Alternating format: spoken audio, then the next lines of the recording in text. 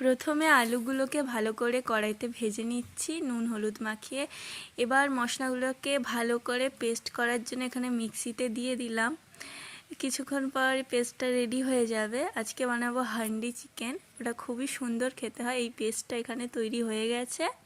এবার একে একে হাঁড়িতে নিলাম, এই যে মাংসের মধ্যে সেই বেটে রাখা পেস্ট, নুন দিলাম, তারপরে দিলাম হলুদ গুঁড়ো, তারপরে কেটে রাখা পেঁয়াজ কুচিগুলোকে এর মধ্যে ছড়িয়ে দিলাম, তারপরে দিলাম সর্ষের তেল দিয়ে ভালো করে মাংসটাকে ম্যারিনেট করে নিতে হবে। এখানে লিও মাকে ডাকছিল যে খেতে দেওয়ার জন্য। তারপরে আরও কিছু মশলা দিয়ে ওটাকে মাখিয়ে নিলাম মাংসটাকে। তারপর এখানে হাঁড়িতে ফোড়ন দিয়ে দিলাম লঙ্কা, তেজপাতা, সর্ষের তেল দিয়ে তারপরে দিলাম পেঁয়াজ কুচি দিয়ে ভালো করে কিছুক্ষণ নাড়াচাড়া করে নেওয়ার পর দিয়ে দিলাম সেই ম্যারিনেট করে রাখা মাংসটা।